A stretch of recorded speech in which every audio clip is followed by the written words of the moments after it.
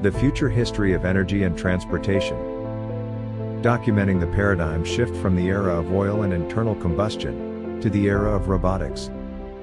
By Julian Cox. Narrated by the author with the aid of an artificial intelligence. Chapter 4.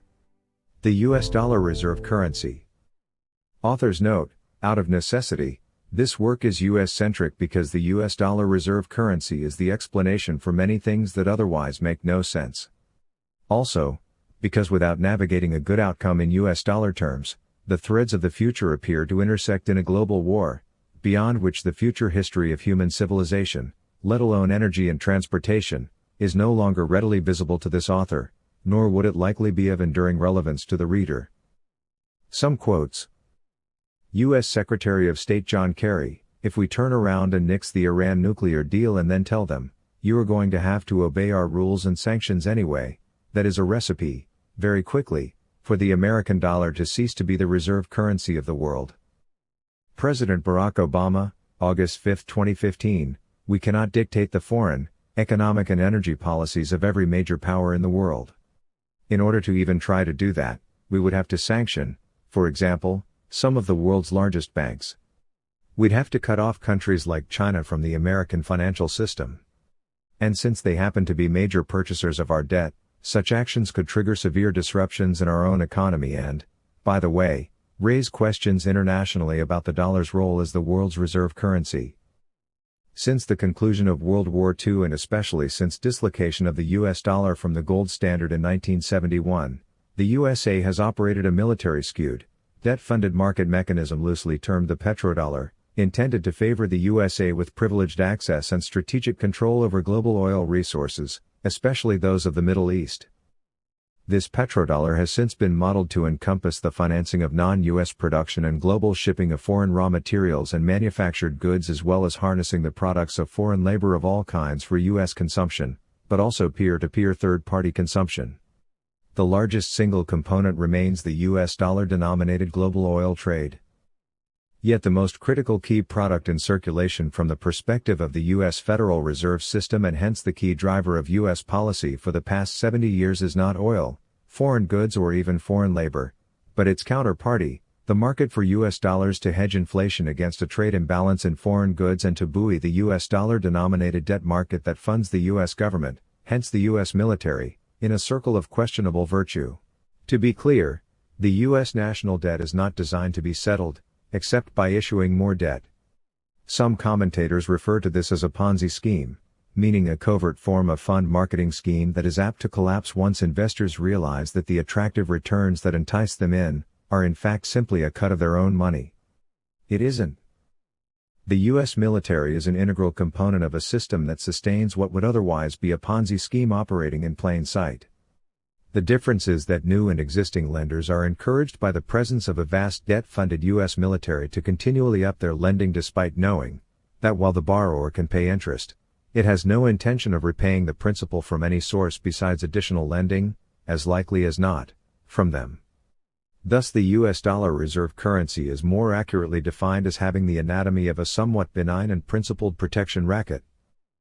Perspectives on this can and do vary in the extreme, but for the most part US citizens appear to be between largely and completely oblivious as to how the US government that acts in their name actually comports itself in the world, and why.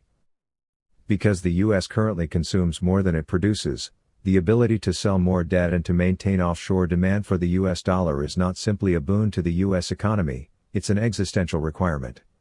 It's a system that the US has no choice but to defend militarily if need be, at least until such a time as US balance of trade reaches parity. US taxpayers pay the interest on the US national debt, and critically, US citizens, for the most part unknowingly, are themselves the collateral for US Treasury bonds, as are, post-Nixon, US federal lands. Neither form of security is technically allowable under the US Constitution. Neither is a central bank. Hence there is a possible distinction as to what is the constitutional United States juxtaposed to what is the US central banking system. These are not automatically one and the same entity. The Federal Reserve System of central banks that issues the US dollar is not a branch of the US government. By the most unkind definition, U.S. citizens are placed in bondage by the U.S. government and sold to the central banks. Those bonds are subsequently traded both domestically and internationally in the same way as the mortgage bonds at the heart of the subprime mortgage crisis. This is an explanation why the IRS pursues U.S. citizens for tax anywhere in the world. U.S. citizens remain bonded and their taxes remain promised as interest, bond yield, to banks and other bondholders both foreign and domestic. Naturally, the practice of issuing such bonds is not limited to financing the U.S. federal government, nor U.S. states where state taxes are leveraged in a similar manner. The EU and European nation-states have become dependent upon this mechanism also and indeed encourage migration to top it up to compensate for a shortfall of citizens. The underlying human collateral is subject to foreclosure in the form of jail for tax evasion, ultimately as conscripts for war. The central banks comprising the Fed and those elsewhere in the world expect a guarantee of gains.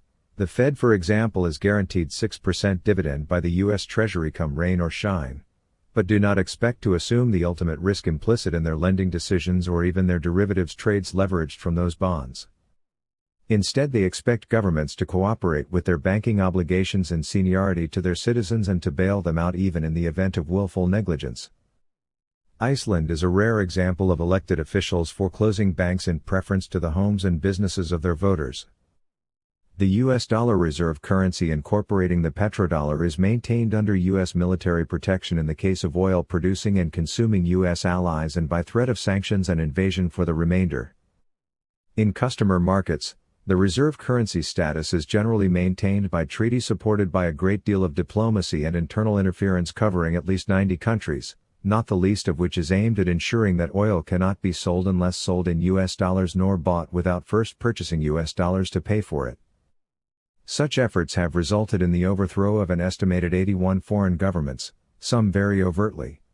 For illustration purposes, in 2000, 2006 and 2011, Iraq, Syria and Libya respectively sought to drop the U.S. dollar. The continual expansion of the global dollar-denominated oil trade thus forms the cornerstone of global demand pressure for U.S. dollars, and this is the primary mechanism that maintains their value. Authors note, this is not intended to be a harsh polemic leveled against the United States. In the opinion of this author, the constitutional USA is an ideal that wherever expressed faithfully is a beautiful thing. The U.S. dollar, on the other hand, is just an uncomfortable topic that cannot simply be brushed aside in any bid to truly comprehend energy and transportation, or the environment. For example, it is impractical to suggest printing U.S. dollars by the trillion to displace the global oil trade, out of syntax with curing U.S. balance of trade deficits that are themselves hedged from inflation, by oil.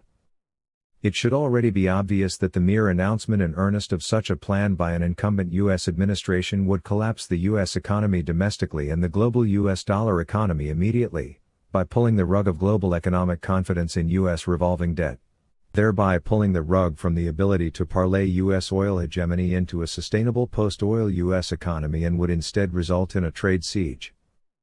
Another view of the same U.S. dollar reserve currency system would be ongoing wargeld, not materially different in moral terms from taxing a conquered territory. Except here the central bank and financial institutions of the principal World War II victor and the garrisons of its host nation have enjoyed decades of exacting tribute from most of the world, allies, enemies, verily participants and non-participants in World War II alike. This is normal for humans, and better the somewhat principled U.S. to have played global hegemon, than any of the default alternatives on offer at the conclusion of World War II hostilities, namely Stalin or Mao, whose combined domestic casualties on account of inflicting communism on their own people, far outnumbered the fallen on all sides in the entire war. From the perspective of countries that, on balance, supply labor and materials, the system is frequently regarded as unjust, but so too is injustice felt by much of the U.S. population who are not adequately informed, but instead consistently misled as to why its governments of either political stripe has with rare exception sought to favor foreign labor, war and the fortunes of Wall Street at the expense of local industry, full employment, infrastructure and public services. More pertinently, why successive U.S. administrations have essentially shunned advances in domestic clean energy and transportation in all but empty political rhetoric. Here there are three significant challenges to the reserve currency status of the U.S. dollar. Firstly, in the 21st century, The primary external obstacles to spiraling reserve currency market expansion required by this system are geopolitical advances by Russia and the U.S. sanctions busting and competing reserve currency ambitions of China, as well as the U.S. suffering diminishing returns with regards to taming a post-9/11 militarily emboldened Middle East. Secondly, in addition to external pressure on the reserve currency, internally within the U.S., certain billionaire currency and stock market short sellers in the guise of philanthropists target the USA as a whole for destabilization, pumping billions of dollars into a myriad grievance groups no matter the cause, including the environment, so long as it contributes to societal malaise if not civil unrest and makes for market and politically destabilizing news copy. The objective, under a banner of establishing a more just and good world order, is to drive culture, laws, electoral politics and a shell-shocked public towards a willingness to concede U.S. sovereignty altogether, as a precursor to ending the U.S. hegemonic mode of profiting from deficits. This is unreasonable because America as a civil society is aggressively misinformed concerning why it is under attack from within, as if the contradictory causes of grievance groups used to sow discord was actually the reason for funding them. While destroying U.S. sovereignty might, logically, address injustices related to the U.S. dollar reserve currency including the petrodollar, the consequences, certainly for the U.S. and likely human civilization as a whole, is not all upside by any stretch. Moreover, this is not a solution that can be attained without gross deception of the American public to cast ballots and to back causes contradictory to rational and national self-interest. Both attack vectors, external and internal, are actively deployed on a large scale, and the wider concern for the average American should be that these attacks are tacitly, and occasionally overtly, sanctioned by NGOs including those foundations left behind by the founding fathers of the U.S. oil and automobile industries, Rockefeller and Ford respectively. These NGOs, among others of similar wealth and standing, are frequently affiliated with international central banks which are the primary creditors of the national debt. These institutions appear to be agnostic to the fate of any given country including the U.S. and are equally happy to profit by selling one nation short as to participate in the rise of another. Collectively, as the Federal Reserve System, such institutions issue the U.S. dollar instead of the U.S. Treasury as the U.S. Constitution intended. Thirdly, and arguably the most serious vulnerability to the U.S. reserve currency and at the same time the least to be feared, is technology. Despite frantic efforts to commute dollar currency market expansion from oil to natural gas, arms and to trade pacts in imported manufactured goods, the primary demand for U.S. dollars remains the international oil trade. The primary demand for oil is in transportation, both civilian and military. Oil-based transportation on a mile-for-mile basis, for reasons we will explore in depth here, is undercut on price roughly 3-to-1 by electric vehicle mileage already, retail in the U.S., and new electric vehicles have reached or exceeded price-to-performance parity with new internal combustion vehicles, at least in relation to new vehicles of market average prices and above.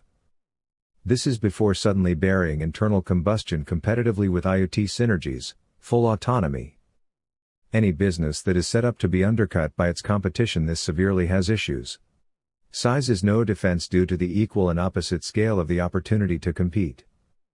There is no choice but to reconfigure the U.S. economy to emerge on the correct side of this watershed. Neither the U.S. dollar reserve currency nor any central bank is too big to fail as a consequence of an unanticipated cascade of energy independence. Specifically, independence from U.S. dollar-denominated oil, flooding the nations of the globe. With anticipation, the USA is in excellent shape to be the source of that flood, but this is an export model, not a debt hegemony-based model. In other words, a complete reversal of the basis of the U.S. dollar reserve currency. Discussion.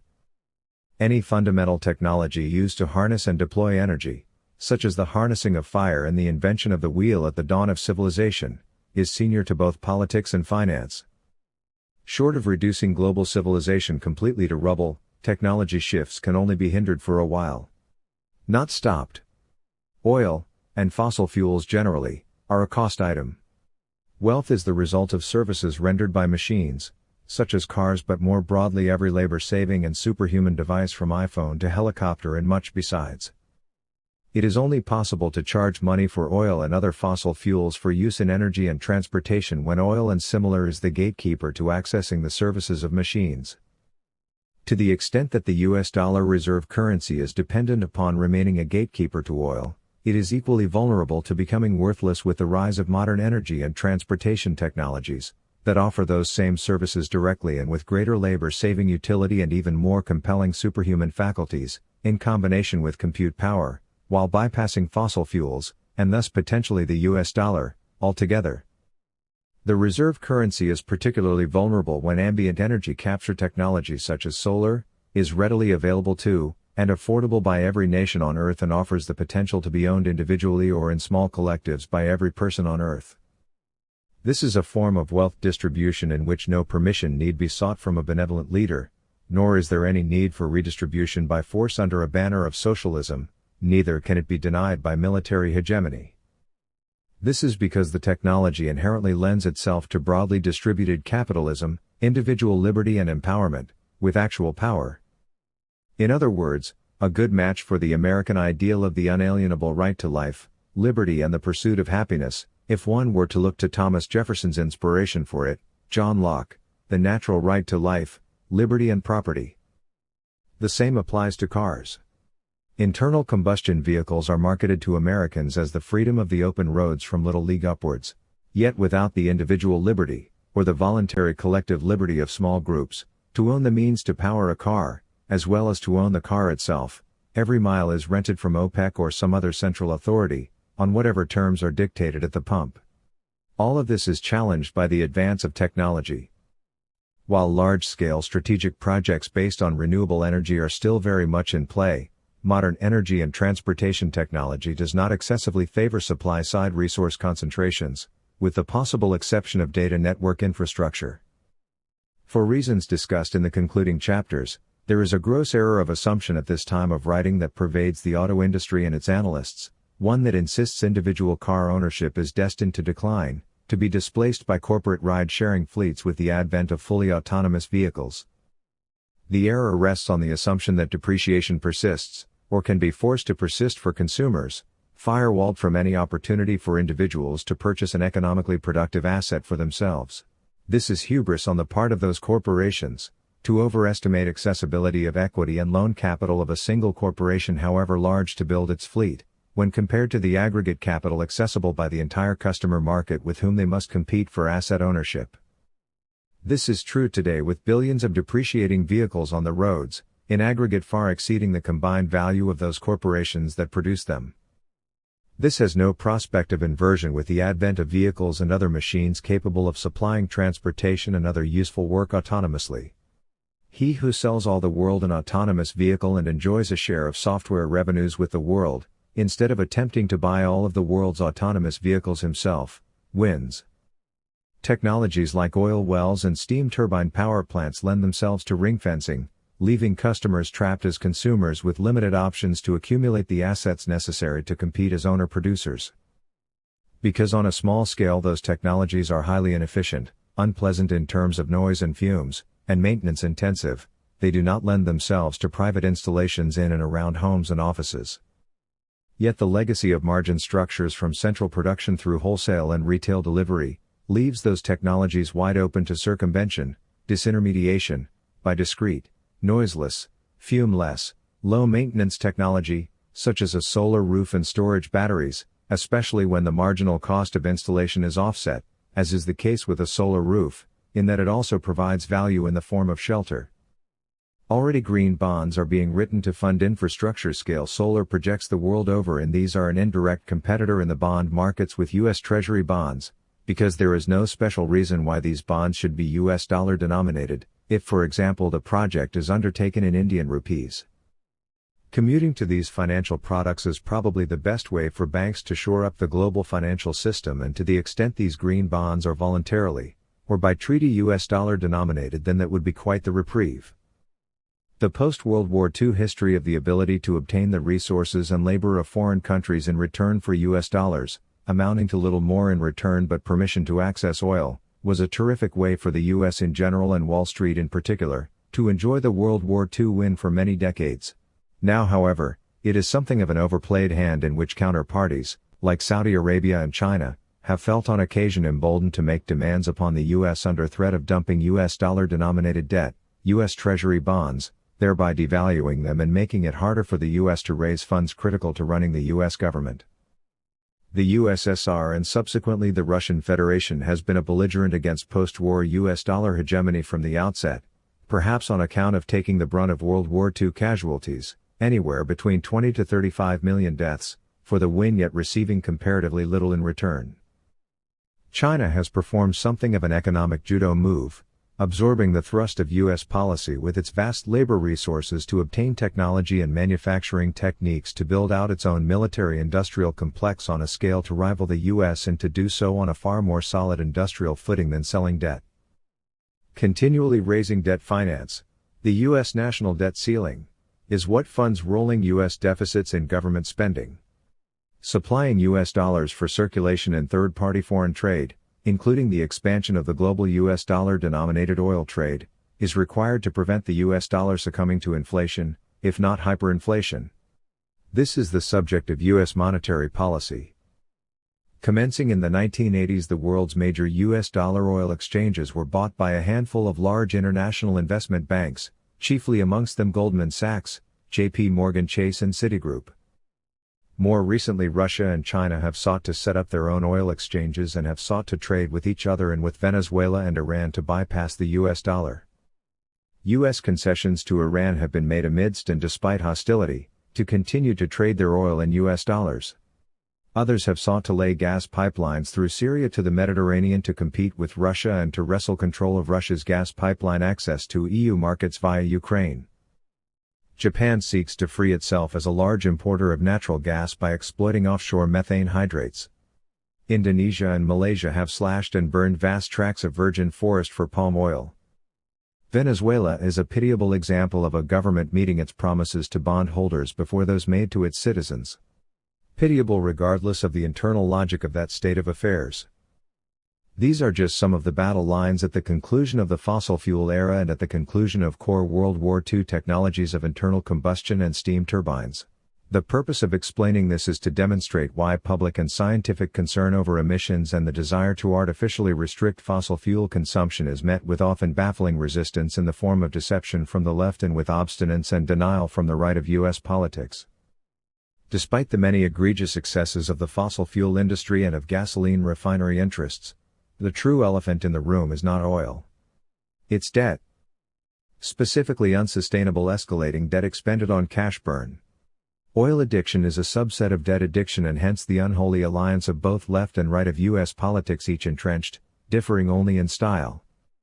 As currently configured, the U.S. economy requires either the endless continuation, not a realistic option, or a genuine answer to dependency upon the ability to extend national debt to fund massive rolling U.S. dollar deficits, both fiscally, to fund the government, and on trade. It is perhaps worth emphasizing that this dependency is far more than a matter of U.S. energy independence, although energy independence definitely falls within the category of genuine answers. Arguably far more valid than the notion of natural gas as a supposed bridge fuel to renewables is U.S. energy independence by any means at all as a bridge to domestic productivity and debt independence.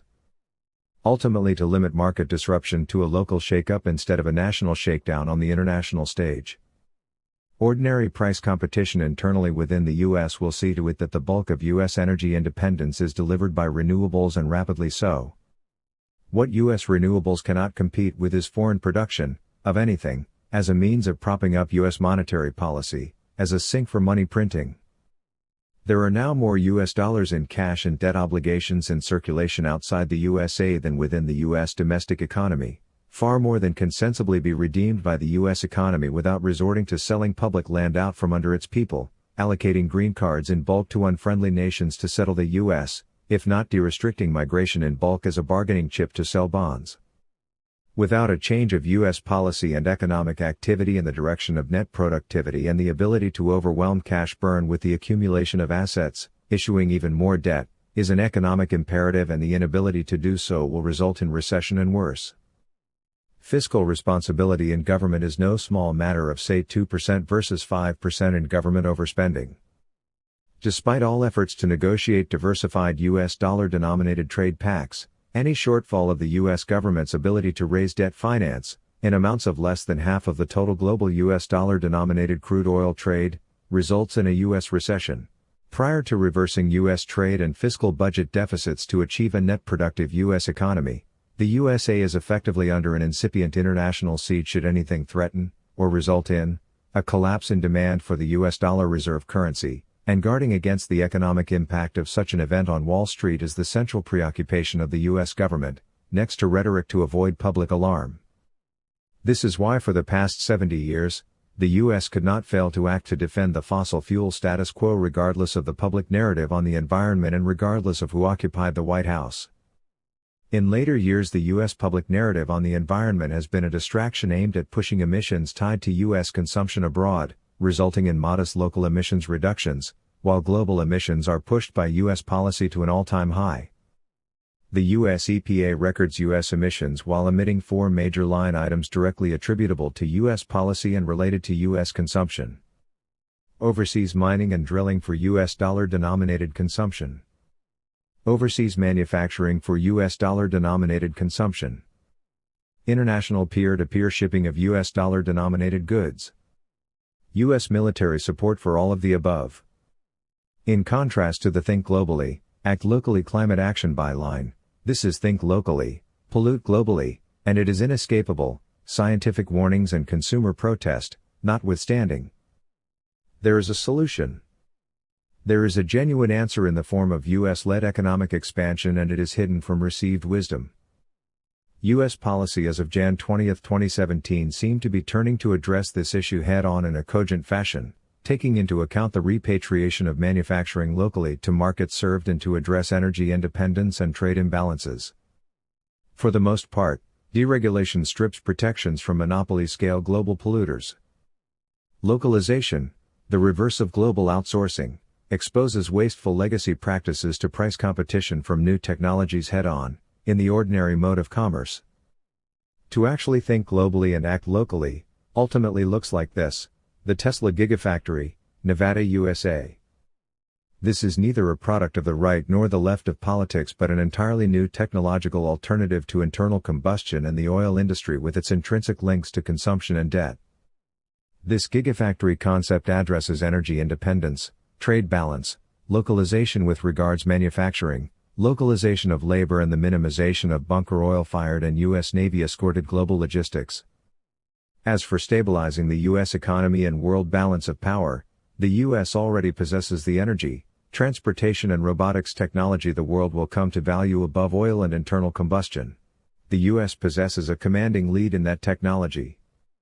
Unlike oil, the USA has secured this technology as a function of peace and international cooperation, not war, or even the threat of it.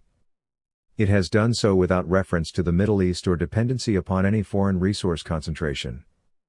Unlike oil and engines, the application and export of modern strategic asset-based, rather than consumption-based energy and transportation technology, is wealth. What is hidden from received wisdom, but in plain sight, is the expansion of the economy this entails, most especially for the economy best equipped to go first and has in fact done so. The excessive focus on energy efficiency and emissions in public discourse, that is excessively dismissive and often confused in regard to materials and labor efficiency, has mischaracterized the prospect of displacing oil and internal combustion with clean robotics, as a zero-sum game. The flawed assumption is that the total output of energy goods and services and the total market size for the same, will remain static, as if the only people in the world that want a car are those that already have one. As if labor efficiency through automation that makes cars and energy, and driving, less labor-intensive, and ultimately more affordable, will result in large-scale human redundancy, instead of multiplying the size of the addressable market. See Chapter, of Human Labor in an Autonomous World. It isn't a zero-sum game any more than the transition from horses to engines was a zero-sum game, in terms of energy directed and work accomplished, productivity, at the hands of people. The multiplying effect of the power of humans as a consequence of oil and internal combustion and then robotics is most assuredly two giant step changes in total economic output, in the same direction and for the same reasons, and the next step, from engines to robotics, is significantly greater than the previous step, from horses to engines. At the pre-dawn of internal combustion, perhaps it might have been tempting to survey the total market requirement for transportation supplied by horses, deduce that one car could replace the work of perhaps 5 horses, and then go on to calculate that the market would eventually support 1/5 of the number of horses in the form of cars and thus put a lot of people tending to horses out of work. In a similar way, arguments have been advanced to the effect that 95% asset underutilization of private vehicles, a 20-to-1 ratio between parked and moving, could be unlocked by ride-sharing, to at least decimate, divide by 10, the total market requirement for passenger vehicles. Instead, as we now know, the productivity of one car did go on to perform the work of perhaps 5 horses, in return for a similar amount of human labor required to attend to one horse. However, instead of saturating the total market demand for transportation upon 1/5 of a car replacing the work of each horse, the total productivity of mankind was multiplied and compounded by iteration loops and network effects, for example using cars to attend to transport needs arising from cars. Result: the human labor cost of a unit of productivity was decimated and an awful lot more people were able to afford transportation by car than were previously able to own a horse. Plus a great many more people were employed to supply and tend to cars than ever tended to horses. This appears to speak to a fundamental observation in regards to how people and markets actually behave, in response to the advent of simultaneously cheaper and nicer things, particularly those with a direct bearing on the amenities of life. Hence, if one had predicted in 1850 that the 100 million or so horses engaged in transportation worldwide would be replaced today by 20 million cars, that prediction would have been in error by a factor of 100. Even if one had the hubris in 1850 to go as far as to predict there would be one car for every horse, that would have underestimated the correct answer by 95%. Had a visionary in 1850 got the basis of calculation correct, that the same amount of human labor to service one horse could build and maintain perhaps 5 cars, and thus predict 500 million cars, they would have missed by a factor of 4, having failed to multiply by the 4x of network effects. Had they done that, they would have got it right. In the event the correct answer, today, proved to be approximately 2 billion cars, a 2-order of magnitude market expansion by unit volume of cars versus horses, or roughly double the number of people on Earth in 1850. The world population at that time was circa 1.2 billion. This illustration is not offered to demonstrate how wildly unpredictable the world can be, to garnish any wild speculation with the diversionary tactic of stranger things have happened, so one may as well believe anything. No, quite the opposite. Predictive errors of this magnitude might have been forgivable in 1850, but they are not, now. Author's note: we are discussing the root formula of evolution, for want of a better term. 100 million horses in 1850 was going to become 2 billion cars 170 years later in 2020, even if that outcome called for the addition of 6 billion people to deliver it. If the next 170-year interval calls for something on the order of 400 billion robots, then the fact that this may require 2 extra planets and 4 moons to make a reality of it, is not the reason to be skeptical of the 400 billion robots. It's the reason to rest assured of the 2 extra planets and the 4 moons. Does anyone who really thought about it seriously doubt we will have fully autonomous factories with fully autonomous supply chains building fully autonomous robots, industrial life support that can be seated anywhere a rocket can land, let alone fully operational on Earth, well within a 170-year time horizon? Of course not. This is a clarion call to build a lot of robots, for profit, as a viable alternative to printing a lot of dollars to import the means to bully an increasingly recalcitrant world to accept them, for less than US soil and constitution in exchange. With history as a guide while staring down the barrel of yet another half-order of magnitude gain in economic efficiency, in exactly the same arena, of energy and transportation, a 5x improvement in the usefulness of machines relative to total human labor cost inputs, on account of autonomous electric vehicles, doubtless attended by another 4x or better recursive improvement in robotic automation of the production of robots, will have inescapably predictable outcomes. This is a dawning example of robotics, in the immediate short term, and the iteration loop and network effects will follow quite predictably, just as they ever did. This is the solution to the US dollar reserve currency dilemma, that resolves satisfactorily for world peace, the environment and for the constitutional United States whose traditions of individual liberty fosters innovation of exactly this nature. Author's note: the inner workings, both technological and economic, are explored in the chapters entitled The Internet of Things, IoT, a hierarchy of efficiency and the future history of energy and transportation. They are also a running theme throughout, for example of capital intensity, of autonomy, AI and consciousness, finally a deep dive about batteries, challenges for incumbent automakers, human labor in an autonomous world, and elsewhere. The primary challenge for the U.S. in economic and technological transition is to navigate its Federal Reserve dollar creditors. This calls for a heightened state of U.S. military preparedness and strategic resilience, so as not to attract predation in the midst of chaos. Authors note, apologies, but it does. Yet again, the pursuit of robotics, in the form of fully autonomous electric vehicles, humanoid robotics and drones, is not at odds. On the contrary, the concept of a satellite broadband networked, inhuman robot army, gifted with machine vision guided precision and zero irrational fear, remorse nor hesitancy to follow orders, is instinctively scary for a reason. It represents an overwhelming strategic advantage and prospect over any comparatively vulnerable and costly human operative dependent, internal combustion mechanized military, just as equally as robotics stand to competitively overpower 20th century technologies in peaceable roles and for raising living standards, commercially. Maybe, just to throw it out there, a productive United States, thus emboldened with net productivity and security, might just find the courage to restore its constitutional and moral legitimacy and reflow a new U.S. dollar from the U.S. Treasury to qualified creditors, excluding, for example, transnational cartels, openly subversive NGOs and hostile foreign regimes, and just outright chapter the Fed, thereby terminating the vast majority of the world's troubles, including the primary perverse incentive to persist in polluting the world, with uncompetitive World War II-era technology and gratuitous global shipping, at a stroke.